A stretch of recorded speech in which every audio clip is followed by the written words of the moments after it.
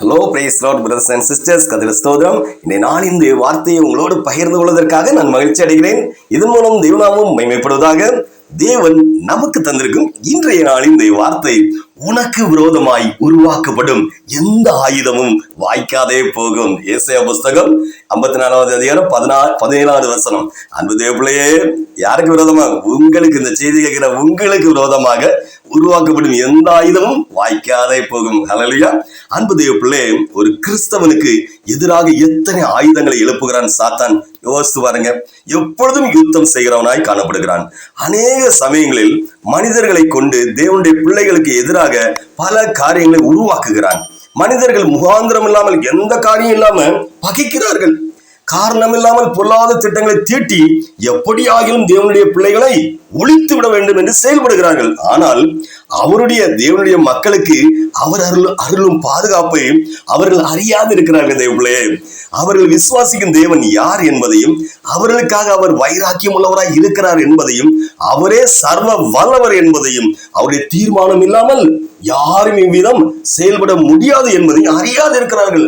தேவர்களே, உங்களுடைய போராட்டம் எதுவாக இருந்தாலும், எப்படிப்பட்டதா இருந்தாலும், நீ பயப்படாதே. யார அவரு நம்மளதான் சொல்றாரு, நீ பயப்படாதே, தேவன் உன் பட்சத்தில் இருக்கிறார் என்பதை மறவாதே. இந்த உலகத்தில் எந்த மனிதன் இவ்விதமாக வாக்கு கொடுக்க முடியும்? யோசிச்சு பாருங்க. ஒரு மனிதனாலும் முடியவே முடியாது. தேவாதி தேவனால் மட்டும்தான், அவரால் மாத்திரம்தான் முடியும். அவரே உங்களுக்கு என்ன செய்யறாரு? இவ்விதமாக சொல்வாரானால் இதை விட மேலானது என்ன உண்டு? என்ன வேண்டும்? தேவப்பிள்ளை, உங்களுக்கு விரோதமாய் எழும்பும் உங்கள் சத்துக்களை கர்த்தர் உங்களுக்கு முன்பாக முறிய அடிக்கும்படி ஒப்பு கொடுப்பார்.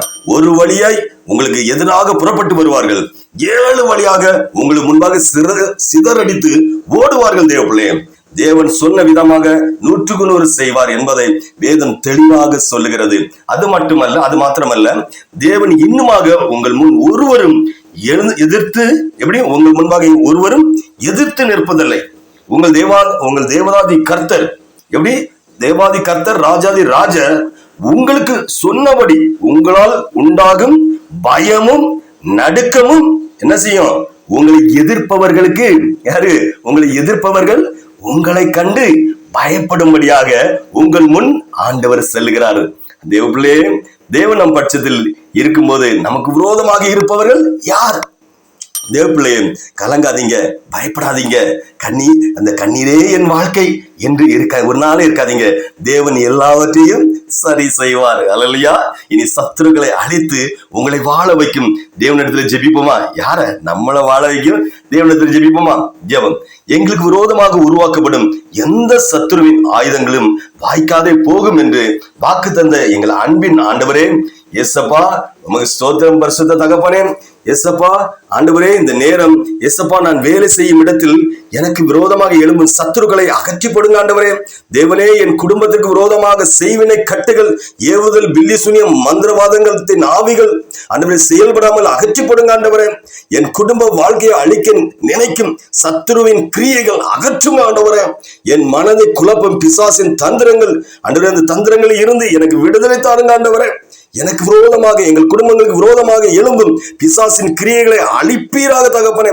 ஆண்டவரே, என் வாழ்க்கையில் நான் முன்னேறக்கூடாதபடி எனக்கு விரோதமாக எழும்பும் அந்தகார வல்லமைகளை, அசுத்த ஆவிகளை அகற்றி போடுங்க ஆண்டவரே.